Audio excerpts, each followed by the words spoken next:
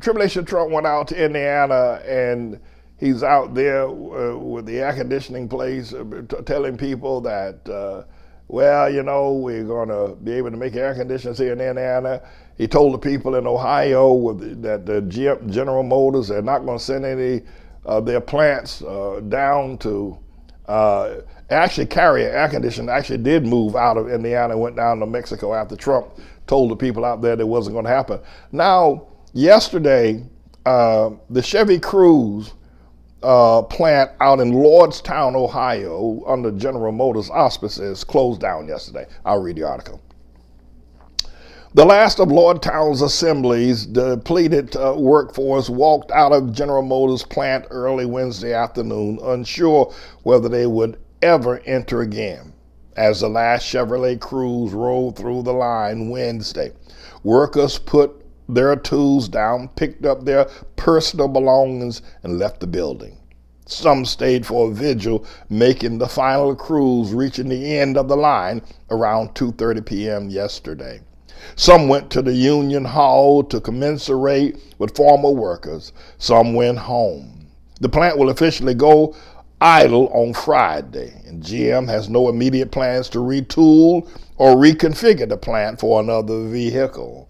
The company announced in November that it would idle 4 factories as part of a shift towards SUVs and trucks, as well as investing in electric and autonomous vehicles. The Cruze will be discontinued in North America. For the first time in over 100 years, General Motors won't be assembling automobiles in Ohio. That's right. So all those people, 1,400 people, lost their jobs. Now, Trump was supposed to be the job creator, the deal maker. Trump's supposed to be the people. He told the people during his, I think, shortly after his presidency and during his campaign to don't sell their homes in Ohio. Don't sell their homes around the GM plants, because he's going to make sure that GM will manufacture, that they will not be closing their plants.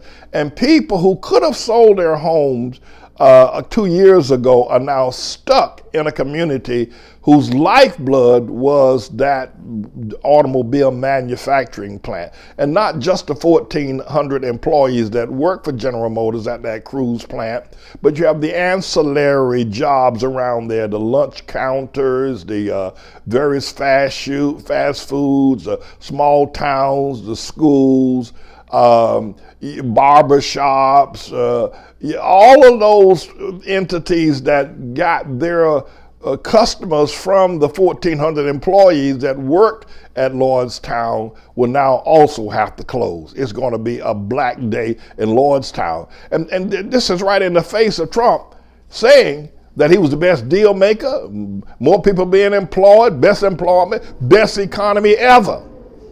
Well, you can't prove that by the people there in Lordstown, Ohio. And I'm sure they must now realize that Trump has played them, lied to them. And General Motors has closed down and will be closing down other shops as well. This is a bit of a news blog we do, looking at spiritual wickedness in high places for the most part, making some observations about it and giving people a biblical foundation to the way of interpreting, rather than have Sean Hannity or Laura Ingraham or Janine Pirro or Anderson Cooper or Rachel Maddow or Don Lemon, Rush Limbaugh interpret what's going on in the world. You come to me and I'll tell you based on what the Word of God says. They'll just give you their worldly, sinful view. But the Manning Report will tell you what God has said, whether to say yea or nay, whether to go or to stay. You'll be led by the word of Almighty God. Come to the Manning Report on a daily basis to interpret the spiritual wickedness in high places, because there's plenty of it that's going on. And so I am he. I'm the Lord's servant, James David Righteous Rebel Manning. And I'm here to serve you with news and information.